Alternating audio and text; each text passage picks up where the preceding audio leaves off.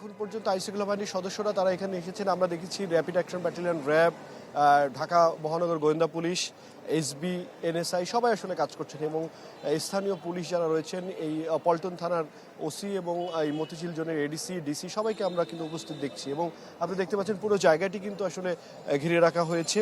এই জায়গাটিতে মূলত জুম্মার নামাজের কিছুক্ষণ পর ওসমান হাদি একটি রিকশায় করে এই জায়গাটিতে যাচ্ছিলেন। প্রত্যক্ষদর্শীদের বয়ান অনুযায়ী আমরা যতটুকু এখন পর্যন্ত জানতে পেরেছি, রিকশা করে যাচ্ছিলেন, তখন একটি মোটরসাইকেল এসে তাকে গুলি করে এবং তার পাশে একজন তার সহযাত্রী ছিলেন, তিনি আসলে চিৎকার করে সবার সহযোগিতা চান। পরবর্তীতে রিকশায় করে এই রাস্তা থেকে মূলত কালভার্ট রোড দিয়ে আলরাজি হাসপাতালের পাশ থেকে এবং প্রেস ক্লাবের সামনে হয়ে রিকশাটি ঢাকা মেডিকেলের দিকে গেছে এবং এই পুরো যেই ঘটনাটি, এই ঘটনাটির পুরো জায়গাটি আসলে আইনশৃঙ্খলা বাহিনীর সদস্যরা তারা কিন্তু আসলে এই সিসি ফুটেজগুলো কালেক্ট করছেন। অর্থাৎ একটা বিষয় খুবই গুরুত্বপূর্ণ, এই ঘটনায় যেহেতু দিনে দুপুরে এবং প্রকাশ্যে এই ঘটনাটি ঘটেছে, তবে একটা বিষয় হচ্ছে জুম্মার নামাজ সময় এবং সাধারণ মানুষ কিন্তু এই রাস্তা দিয়ে যাতায়াত ঠিকই তখন কম করছিলেন।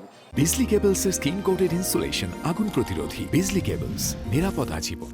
সাধারণ অর্থে আমরা এই রাস্তাটিতে দেখি মার্কেট রয়েছে, দোকানপাট রয়েছে, বসতবাড়ি রয়েছে, যার কারণে এই রাস্তাটি খুবই জনবহুল একটি রাস্তা। কিন্তু আমরা আজকে যে ঘটনাটি যখন ঘটেছে তখন কিন্তু আসলে লোক সমাগম অনেকটাই কম ছিল জুম্মা নামাজের কারণে এবং শুক্রবার হওয়ার কারণে। ঠিক এই সময়টিতে আসলে টার্গেট করে সন্ত্রাসীরা এই ধরনের ঘটনাটি ঘটেছে বলে এখন পর্যন্ত আমরা বোঝা যাচ্ছে, প্রাথমিক অবস্থায় যেটি বোঝা যাচ্ছে এবং প্রত্যক্ষদর্শীর সংখ্যা অনেকটাই কম।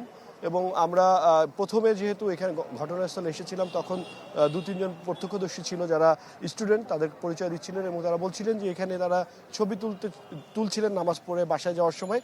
তখন হঠাৎ বিকট শব্দ হয় এবং বিকট শব্দের পরে এই গুলির শব্দ তারা শুনতে পান এবং পরবর্তীতে তারা দৌড়ে এসে দেখেন যে ওসমান হাদি তিনি অসুস্থ, তার মাথায় গুলি লেগেছে এবং পরবর্তীতে তাকে ঢাকা মেডিকেলে নিয়ে যাওয়া হয় ওই রিকশায় করে এবং তারা বলছিলেন যে তার অবস্থা তখন গুরুতর ছিল এবং রক্ত ঝরছিল তার মাথার যেই সাইডে গুলি লেগেছে সেই পাশ দিয়ে।